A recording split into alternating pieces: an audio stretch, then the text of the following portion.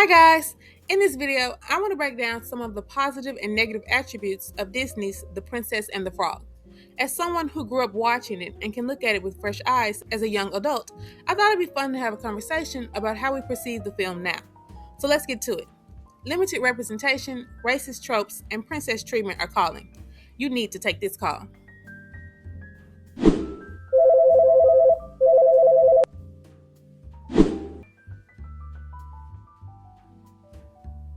Before we start, I want to give a disclaimer that I am not trying to undermine The Princess and the Frog. Tiana is iconic, so let's go over some positives. As a child and even a teenager, the movie was a safe space for me, something I turned to time and time again. Now, as someone older who notices just how much voodoo and hoodoo was present in the film, not so much. But I still can acknowledge how profound and important Tiana is for generations of black girls. The music, the culture, the story, the animation, and what representation it did provide moved me. Speaking of which, in terms of animation history, Tiana is the first black Disney princess, a milestone that carried immense cultural weight far beyond the film itself. Her presence signaled a long-awaited moment of representation for black girls who had rarely seen themselves reflected in the world of fairy tales and royalty. Even with the film's limitations, Tiana's introduction reshaped the princess canon and carved out a legacy that continues to inspire children and adults alike. Aside from representation, I like how the film offers a subtle message about balance, especially for women who struggle to rest.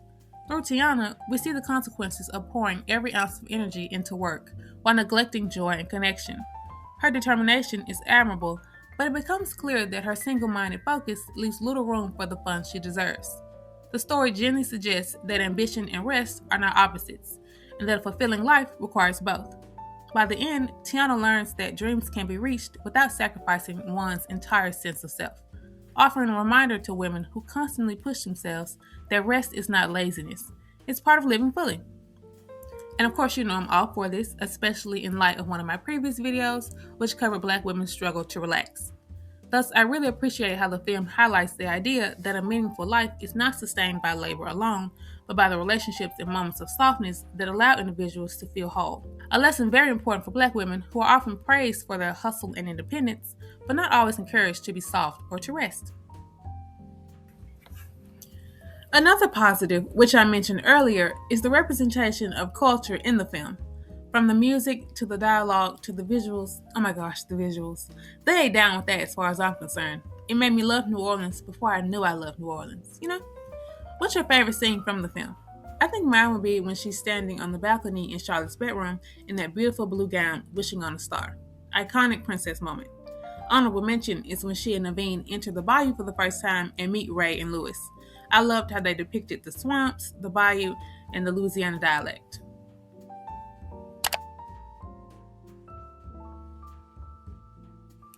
Okay, now let's get into the not so positives. The most significant negative that comes to mind when I think of the film is how Tiana is noticeably denied the kind of royal treatment that other princesses receive almost immediately. Instead of being placed in a world of gowns and effortless fantasy, Tiana spends the majority of her story either working or transformed into an animal. Think of the blue dress I just mentioned. That was for a costume party, and she was in it for probably about 5 minutes before the story progressed. And when she finally becomes a princess, it happens in the final minutes of the film, and only because she marries a prince, not because of her ambition, sacrifice, or the relentless work ethic that shaped her entire journey. I can hear the rebuttals now. Okay, so that's what happens in most Disney princess movies. The prince comes to save the day. However, there is a difference. Let's compare Tiana to Cinderella. Tiana and Cinderella both represent hardworking women, but the meaning and outcome of their labor are portrayed very differently. Cinderella's story frames hard work as something she endures. She works tirelessly under her evil stepmother in a home that is actually her rightful inheritance. This context makes Cinderella's story less about her work and more about a restoration into royalty. Cinderella isn't a princess because the prince saves her. Royalty is what she's already owed. Thus, he doesn't elevate her, but returns her to her dignity. In terms of representation, Cinderella is also presented as a princess throughout the entire film. The film frames her with all the visual and narrative cues of classic royalty. Elegance, grace, beauty, delicate mannerisms, and an aura of someone destined for something greater. The story treats her like a princess in waiting, someone the world should already admire and root for. I mean, think of her transformation. She doesn't have to work for it or prove herself worthy. It's depicted as magical and effortless. A fairy godmother appears, the gown sparkles, the music swells, and the narrative invites the audience to see her as inherently worthy of a royal life. In contrast, Tiana's work is her identity. Her ambition drives the entire narrative, and she actively pursues building a life on her own terms. While Cinderella's transformation into royalty is presented as the solution to her struggles, Tiana's dreams have nothing to do with marrying into status. Her goal is to open a restaurant, something she earns through persistence rather than fantasy. In this way, Tiana is denied the traditional princess treatment. Her film prioritizes realism, responsibility, and personal ambition over the fairy tale narrative. She spends most of the movie working, problem solving, and pushing through obstacles. Royalty isn't something she dreams of or is groomed for. It's something tacked on at the very end because she marries a prince, not because the narrative positions her as someone destined for a royal life. Thus, Tiana is essentially celebrated for her grind, not her crown. And let me make clear that being celebrated for working hard or having ambition is not a bad thing, but in the context of the film, with this being the first Black princess, mainly highlighting her work or drive depicts a limited view of the Black woman's experiences. It reinforces the long-standing cultural idea that Black women are valuable primarily for how hard they work. Instead of being allowed softness, wonder, or magic, things other princesses receive without question, Tiana is framed through responsibility. This isn't accidental. It mirrors how America has historically viewed Black women, not as people deserving rest and luxury, but as workers who must constantly prove themselves. For generations in American history, Black women have been positioned as the backbone of labor, cooking, cleaning, caregiving, and holding families and communities together, while being denied rest or recognition. Tiana embodies this legacy. Her ambition is admirable, but it becomes the only lens through which she's presented for most of the film. By centering her story on hustle rather than enchantment, the narrative unintentionally echoes the societal expectation that Black women must operate in survival mode, always grinding and rarely being carefree. While other princesses are allowed to dream big without sacrificing their softness, Tiana's dream requires a level of maturity that no other princess has to carry. It subtly reinforces the idea that Black girls must earn what others receive simply by existing. To further this idea, we could also compare Tiana to Mulan. Mulan sneaks into the Chinese army disguised as a man so as to protect her aging father from having to go. While both princesses work toward their goals, Mulan is not defined by work in the same way as Tiana. Yes, she trains hard and pushes herself, but her effort serves a different purpose. The film never suggests that working herself to the bone is her identity. Her worth comes from her heart, her creativity, her willingness to break rules, and her bravery in protecting her family. The narrative lifts her up as someone chosen by circumstance and destiny, not someone whose entire life must revolve around labor. So she's positioned as a kind of hero. On the other hand, Tiana's work seems to be never-ending. Even when she earns enough money for her restaurant, she loses her dream property to a wealthier bidder and is not taken seriously as a business owner. She's also not set up as a hero, but rather as someone who overcomes internal battles. While this is somewhat of a positive, I think it's important to acknowledge how all her hard work doesn't hold the same impact on her community in the same way Mulan's did. It's just something she has to do, or at least that's how she's positioned in the film. A large part of this is the imagery. In Mulan, we see her climbing poles, defeating Shan Yu, commanding armies. She is visually centered as a warrior. Alternatively, Tiana spends most of her film as a frog, navigating swamps. She has moments of strength, like destroying the Shadow Man's necklace, but still the imagery is not grand, which leads me to my next major negative.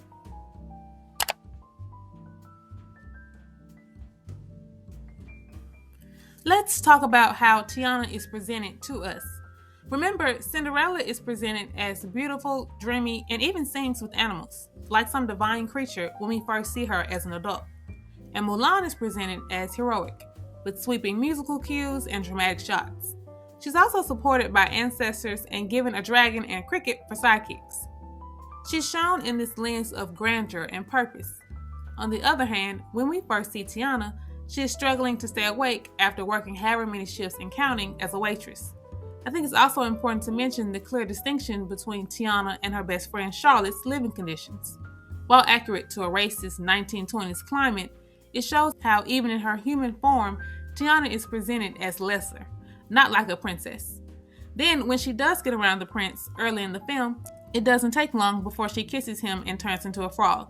And as I'm writing this, I realize the entire reason she turned into a frog after the kiss is because she literally is not a princess. She's not presented as a princess. Anywho, she ends up being presented as a frog for the majority of the film, and is separated from the imagery and symbolism that define the Disney princess archetype.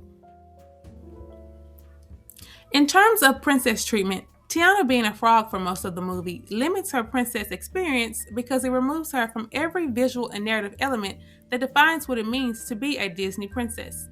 Disney princesses are typically framed through beauty, expression, softness, and iconic imagery.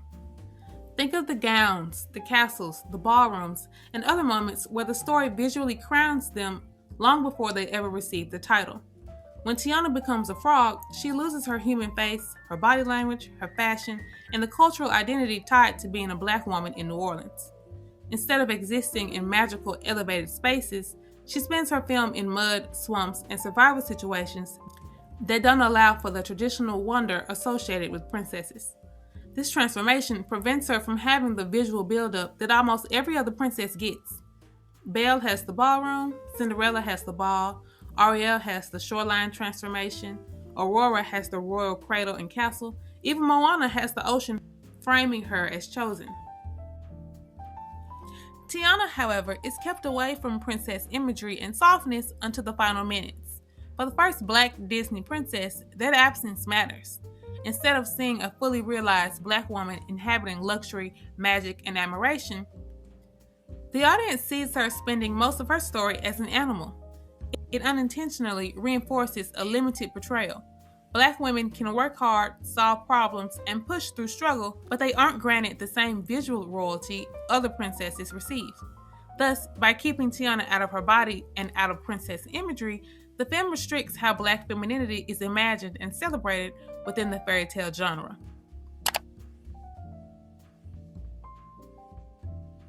When I think of Tiana and Naveen spending most of the film as animals, I can't help but to also think of Simianization. Simianization is the comparison of a racial group to apes or monkeys in America. So they were all on one accord, let's have a quick history lesson. Simianization has a long and deeply harmful history in America, where Black people were routinely compared to monkeys as a way to justify racism, violence, and inequality. During slavery and throughout Jim Crow, racist pseudoscience claimed Black people were biologically closer to primates than to white people, using this lie to portray them as less intelligent, less human, and naturally suited for enslavement and exploitation. These ideas were then reinforced through propaganda, cartoons, advertisements, and even scientific exhibits where Black features were exaggerated and animalized to normalize discrimination. Even after these explicit depictions faded, the stereotype lingered in subtler forms. It shaped how institutions operated and how people behaved, leaving a legacy that still affects how Black people are viewed and treated today. Alright, although Tiana's story isn't an example of Simianization in a literal sense, her portrayal does echo aspects of the long history of Black characters being visually dehumanized in media. Simianization works by stripping away a character's humanity and replacing it with animal imagery. And although Tiana is not compared to primates, the decision to transform Disney's first Black princess into an animal for most of the film creates an unsettling parallel. Her transformation limits how often viewers can see her as a Black woman and restricts the representation of Black beauty, emotion, and femininity that her role could have celebrated. Whether or not it was the filmmaker's intention, the outcome still aligns with the broader historical pattern in which Black characters are removed from their humanity, making Tiana's reduced screen time in her own body a missed opportunity and a reminder of how deeply these tropes can linger in storytelling. Tiana isn't the only Disney character to have this limited presentation on screen in their human form. Think of Joe from the 2020 film Soul. Though a wonderful film with great messaging and animation, the main character, a Black man, spends most of the film as a soul. It's obviously a creative choice, but it still highlights a pattern and makes you think about the missed opportunities to represent Black characters fully. Okay, so those are all my points for today. I want to emphasize that my intention isn't to dismiss or diminish these films, as they've been meaningful to me since childhood. However, if there's one takeaway I hope you leave with, it's that it's very important to think about the media we consume and what social script it's feeding us, especially as Black people. The narratives and tropes we see over and over again shape how we view ourselves and how the world views us. That's why it matters to pay attention to what narratives films are normalizing, especially a children's film as influential as The Princess and the Frog, which one could easily argue offers a limited depiction of the Black woman's experience. I hope that you liked the video, and please tell me your thoughts on Tiana down in the comments below. Is there any point you agree with, or maybe something I didn't mention? Let me know. Thanks so much for watching, and I'll see you next time. Bye!